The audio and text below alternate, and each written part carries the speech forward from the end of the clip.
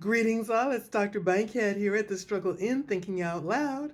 And on this video, I'm going to talk a little bit about our energetic body. That's right. Everything is energy. You weren't taught this in school. And likely you were not taught this by your parents. Everything is energy and has an energetic signature. Energy never ends, never dies. It just changes form. Thoughts are energy. There is such a thing as a thought form. Thought forms are energetic in nature. Thoughts will come through your mind and not necessarily self-generated. Every thought that comes through your mind is not coming from you but to you. And you have a choice. You can either attach to that thought, accept it as your own, and then by virtue of the fact that you've accepted it as your own, it's your thought. Or you can choose to allow that thought to flow through you without attachment. You can watch the thought, so to say. You can acknowledge it and then let it go. Your failure to attach to it can be of benefit to you.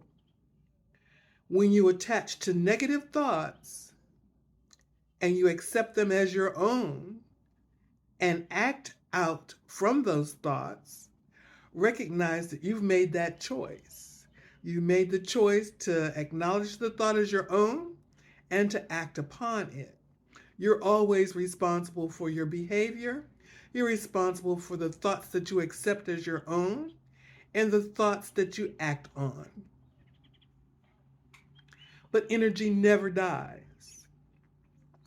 The concepts of death, sin, hell, and heaven appear to be tools of control. You can choose to be in control, or you can choose to be out of control. We were indoctrinated to believe that when someone is out of control, that is perceived as negative, defiant, and oppositional. However, you can choose a different perspective.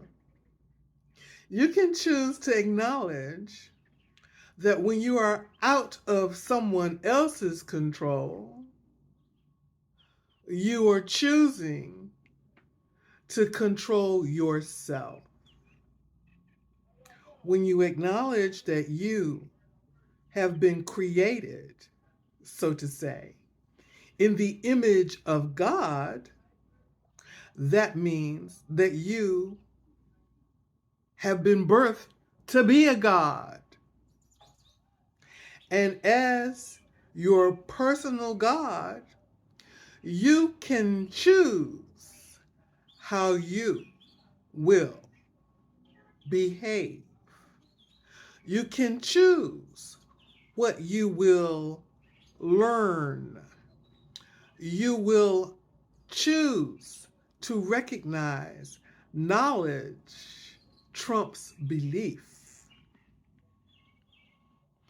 You can believe something and later discover that what you believed, from whatever basis you believed it, turns out to be something totally different. They call it cognitive dissonance when something you believe is challenged with a truth that proves your belief was erroneous. Many people find it difficult to change how they think about something because for them to recognize that they were believing in something that was untrue shakes the very foundation of their total existence. People seem to shy away from that which feels uncomfortable. Comfort and convenience can be a death signature. Why do I say that? Well, look at convenience foods. Look at all the preservatives and additives that are put in the convenience foods. And later to discover that these preservatives and additives, flavorings, etc., are causing the deterioration of your physical body. But it's convenient, and you're comfortable with the convenience. Convenience is using a microwave to heat up your food, failing to acknowledge or even care that when the microwave radiation excites the very fabric of the food you're cooking, or rather incinerating from the inside out, and those excited materials within the fabric of the food get in your body and it excites what's going on in your body. And why do I say that? I say that because once upon a time when I was teaching school as a special ed teacher, I had a student that had lead poisoning.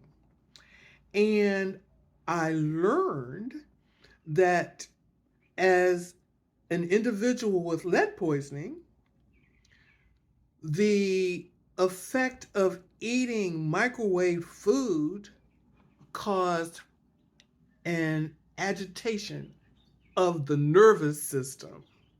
Why? Because the particles in the food were excited by the radiation. Not only does it affect the nutritive value of the food, it also affects your body in a negative way. However, many people prefer the convenience of microwave food. Back in the day when I had beef stroganoff, it was something that somebody worked to create in the kitchen. It didn't have preservatives and additives or flavorings. It was prepared and it was served fresh and it was wonderful. And I'm here to tell you that those knockoff versions of frozen beef stroganoff don't even hold a candle to what someone can do in the kitchen. Anyway, I'm grateful for I Am Fully Great. This is Dr. Bankhead at The Struggle in Thinking Out Loud, and I'll see you in the next video. Say it with me. I am grateful for I am fully great. All right.